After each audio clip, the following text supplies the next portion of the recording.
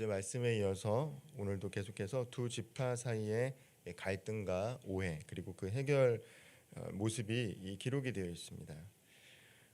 요단 동편 사람들은 깜짝 놀란 것이죠. 이 서편 사람들이 제단을 세웠다라는 것을 듣고 어제도 말씀을 나눴지만 깜짝 놀랐습니다.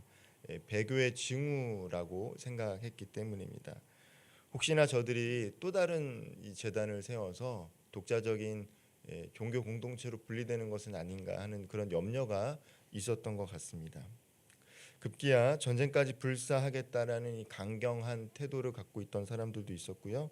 그 결과로 비느하스와 대표단을 요단 동편으로 보내게 된 것입니다.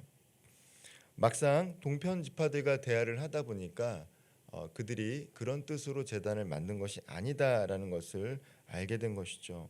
우상 숭배를 하거나 혹은 독자적인 종교 공동체를 만들려고 했던 것이 아니라 나중에 후대를 위해서 우리도 함께 하나님을 섬겼고 분깃을 나눈 자들이다라는 것들을 기억하기 위해서 제단을 세웠다라고 이야기하는 것입니다. 즉 하나됨을 위한 증거의 제단이 바로 그들이 세웠던 제단이었다라는 것이죠. 우리도 종종 이제 이 소문으로나 다른 사람들의 말만 듣고 상대방을 진위 여부를 확인하지 않고 단정 지을 때가 있죠. 기도와 대화가 부족하면 하나님의 사람들 사이에서도 오해가 생기고 적대적인 감정이 쌓이게 되고 또 분열하게 될 수도 있습니다. 이 위기의 극적으로 해결된 결정적인 이유는 무엇입니까? 서로 어제 말씀을 나눴지만 대화를 했고 상대방의 입장에서 생각을 하고 양보하고 헌신을 했기 때문입니다. 그러나 오늘 본문을 더 깊이 나눠보면 그들의 신앙의 중심을 서로 확인했다라는 거예요. 갈등이 있었지만 우리는 하나님을 믿는 한 백성이다라는 것을 서로가 확인했다라는 것이죠. 이 서편 지파의 대표 제사장 비느하스와 천부장들은 동편 형제들의 설명을 매우 차분하게 들었습니다. 그들은 우리가 이 제단을 세운 목적은 하나님을 거역하려고 한 것이 결탄코 아닙니다. 오히려 하나님 앞에서 우리도 여러분과 같이 언약의 백성임을 증거하기 위해서 이 제단을 세웠습니다라고 설명하고 있는 것입니다. 특별히 오늘 본문 22절에 보면 인상 깊은 말씀이 나오죠. 이 동편 지파의 사람들 르우벤, 갓, 므낫세 반지파의 사람들이 전능하신 자 하나님 여호와라는 호칭을 반복해서 쓰고 있다라는 것입니다. 22절 말씀을 제가 한번 읽어보겠습니다. 전능하신 자 하나님 여호와, 전능하신 자 하나님 여호와께서 아시나니 이스라엘도 장차하리라. 이 일이 만일 여호와를 거역함이거나 이거니와 범죄함이거든 주께서는 오늘 우리를 구원하지 마시옵소서. 이것은 무엇입니까? 당신들이 믿는 하나님 우리들도 믿고 있고 당신들이 전능하다고 고백하는 그 하나님을 우리도 동일하게 고백하고 있습니다라고 하는 것이죠. 서로 다른 오해가 생길 수 있지만 우리는 한 하나님을 믿는 사람들입니다라고 이야기하고 있는 것입니다. 그러자 서편 지파는 비로소 너희가 이 죄를 여호와께 범죄하지 않았다라고 이야기합니다. 너희가 이제 이스라엘 자손을 여호와의 손에서 건져내었느니라라고 하며 기쁨을 고백하고 있습니다. 그리고 전쟁을 철회하는 것입니다. 특별히 이제 오늘날 이렇게 보면요, 이 정치적인 문제로 교회 간의 갈등들이 심화되고 있는 것 같아요. 페이스북에 대부분은 SNS에 대부분 목사님들이 많은데 정치 색깔이 다 달라요. 입장을 표명하지 않은 분들이 많이 있지만 적극적으로 자신의 정치적인 성향을 드러내시는 목사님들도 계십니다. 자와 우를 드러내죠. 그러다 보면 아무래도 갈등이 생길 수밖에 없습니다. 목사님이 드러내지 않더라도 교회 안에도 이미 정치적인 색깔을 띠고 있는 분들이 있다 보니까 최근에 보면 교회 안에 이 정치적인 문제로 인해서 갈등이 많아요. 그런데 오늘 이 본문 안에서 우리가 한 가지 생각해야 될 것은 무엇입니까? 오해가 있고 분명히 갈등이 있습니다. 색깔이 다르기 때문에. 그럼에도 불구하고 우리는 전능하신 하나님을 믿는 한 공동체다라는 이 사실을 기억해야 된다라는 것이죠. 복음보다 진리보다 더 위에 있는 것은 없다라는 거예요.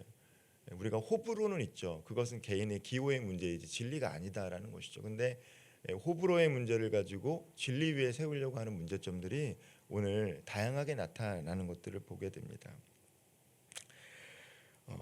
우리가 믿고 따르는 주님 앞에서 그대로 서 있는가가 어떻게 보면 더 중요한 것 같아요. 우리가 믿고 있는 주님 앞에서 우리가 잘 서 있는가. 물론 문제 해결이 핵심이 될 수 있습니다. 그러나 궁극적으로 신앙의 중심이 흔들려 버리면 그 어떤 대안도 소용이 없다라는 것이죠. 반면 신앙의 중심이 확고하다면 우리가 하나님을 믿고 한 공동체다라는 것을 확신한다라면 대화를 해서 오해도 풀릴 수 있고요. 서로 다른 부분도 교정하거나 양보할 수 있는 여지가 생길 수 있다라는 것이죠. 이 서편 지파가 동편 지파의 해명을 듣고 33절에서 이스라엘 자손이 하나님을 찬송하고 다시는 싸우려 하지 않았다라는 구절이 나옵니다. 그들이 한 하나님을 믿는다라는 것을 확인했다라는 것이죠. 그것이 서로에게 기쁨이 되었다라는 것입니다. 이것은 오해가 풀려서 얻게 된 공동체의 기쁨이 얼마나 컸는지를 보여줍니다. 분열을 막아냈다라는 정도가 아니라 오히려 더 강한 결속이 이루어지게 된 것이죠. 분명히 갈등이 있었어요. 그리고 분열될 위기가 있었습니다. 그러나 오히려 더 강한 결속력을 다지게 되는 계기가 되었다라는 것을 우리는 이 말씀을 통해서 다시 한번 읽게 됩니다. 이 동편 지파들은 그 제단을 옛 34절에 보면 옛 곧 증거라고 이름을 붙였습니다. 증거라는 뜻을 가진 제단, 그 제단을 이제 옛이라고 부른 것이죠. 앞으로 오랫동안 우리는 하나님의 백성이자 서로 하나다라는 사실을 잊지 않기 위해서 그렇게 명명을 한 것입니다. 이 제단을 볼 때마다 히스토리가 있는 거죠. 서로 분열될 수 있었지만 그럼에도 불구하고 우리는 하나님의 백성이다, 서로 하나다라는 것이죠. 사실 하나 되는 것은 쉽지가 않습니다. 부부끼리도 하나 되기가 쉽지가 않고요. 가족끼리도 하나 되기가 쉽지 않습니다. 그리고 교회에는 정말 다양한 사람들이 있기 때문에 하나 되는 것이 결코 쉽지가 않지요. 작은 틈이 큰 분열을 가져옵니다. 그리고 서로를 멀리하게 합니다. 하지만 믿음 안에서 겸손히 내려놓고 귀를 기울이면 얼마든지 함께 할 수 있다라는 것이죠. 이처럼 우리 모두는 하나님께 부름받은 하나님의 백성이자 한 공동체다라는 믿음이 있을 때 우리는 서로 대화하려 하고 하나 되려고 하는 그 마음을 잃지 않을 수 있게 되는 것입니다.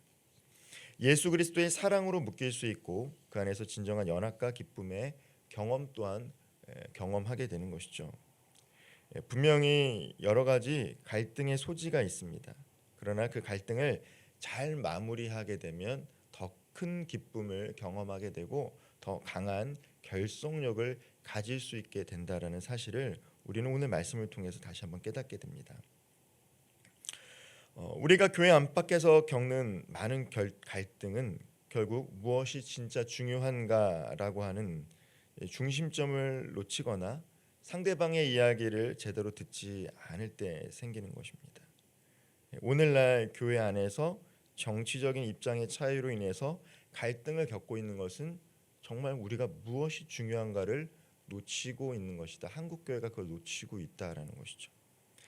그러나 오늘 본문의 동편 서편 지파들이 보여준 대화 믿음의 확인의 과정을 통해 하나님의 공동체는 오해도 풀고 화합도 이룰 수 있다라는 것들을 하나님께서 오늘을 사랑하는 우리들에게 말씀해주고 계십니다. 그렇기 때문에 중요한 것은 호불호가 아니라 우리의 신앙의 본질을 먼저 점검하는 것입니다. 내가 진정으로 바라보는 대상은 누구인가? 이 땅의 지도자들인가? 아니면 하늘에 계신 하나님인가? 내 주장인가? 내 호불호인가? 내 기호인가? 하나님의 말씀인가? 서로의 말을 들을 줄 알아야 합니다. 서편지파처럼 상대를 전쟁 상대로 여기기 전에 대화를 통해 진심을 확인하는 과정이 반드시 필요하다라는 것이죠. 오해가 해소되고 교제가 회복될 때 또한 그것은 우리의 영적인 기쁨이 된다라는 사실 또한 오늘 본문의 말씀은 우리들에게 증거해주고 있습니다. 혹시 이 마음 가운데 묵혀두었던 이 갈등과 오해가 있다면 오늘 말씀처럼 서로가 함께 주님을 바라보는 자임을 기억하시고 대화 기도로 풀어가며 하나됨을 지켜나갈 수 있는 저와 우리 모든 성도님 되시기를 주님의 이름으로 축원드리겠습니다. 기도하겠습니다. 하나님 아버지, 오늘도 우리를 부르셔서 말씀 앞에 서게 하시니 참 감사합니다. 오해와 갈등이 있을 때 먼저 신앙의 중심을 확인하게 하시고 서로 다른 점을 통해 배척하기보다는 대화로 풀어갈 수 있는 지혜를 허락하여 주옵소서. 우리의 작은 차이보다 더 크고 놀라우신 하나님을 바라보며 그 안에서 참된 화해와 하나됨을 이루는 공동체, 교회 되게 하여 주옵소서. 예수님의 이름으로 기도하옵나이다. 아멘.